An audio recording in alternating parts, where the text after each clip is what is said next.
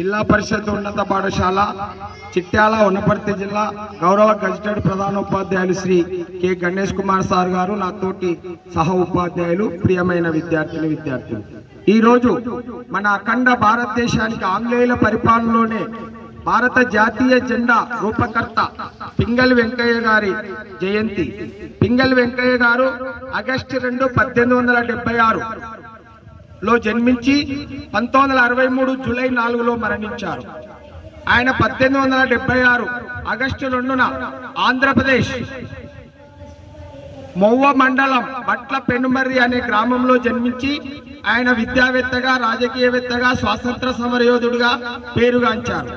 ఆయన ఆ రోజుల్లో 1921లో మహాత్మా గాంధీ విజయవాడ వస్తే మన దేశానికంటూ ఓ జెండా ఉండాలని ఎరుపు పసుపుతో, ఎరుపు హిందువులకు, పసుపు ముస్లింలకు, అంటే గాంధీ గారు మధ్యలో తెల్ల చారలు పెట్టమన్నాడు, అది అన్ని మతాలకు.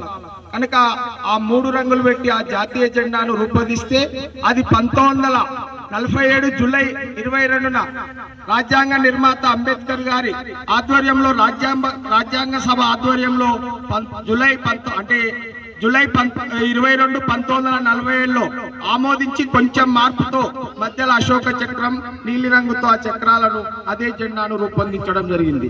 అందుకే మన భారత ప్రభుత్వం 2009లో ఆయన పేరున పోస్టల్ స్టాంపును కూడా విడుదల చేసింది. కనుక జాతీయ జెండా రూపకర్త పింగళి వెంకయ్య గారు మన భారతదేశంలో చిరస్మరణీయులు. ఆయన భూగర్భ విజ్ఞానం శాస్త్రం చదివిండు, వజ్రాలు తీసిండు కనుక డైమండ్ వెంకయ్యగా, వ్యవసాయదారుడు పత్తి పండించుండు పత్తి వెంకయ్యగా, జపాన్ భాష నేర్చిండు జపాన్ వెంకయ్యగా, ఇట్లా అనేక రకాలుగా ప్రసిద్ధి పొందిన మహనీయులు. కనుక మీకు జీకేలో ఎక్కడైనా ప్రశ్న అడుగుతారు, జాతీయ జెండా రూపకర్త ఎవరంటే పింగళి వెంకయ్య అని చెప్పాలని తెలియజేస్తూ ముగిస్తున్నాను.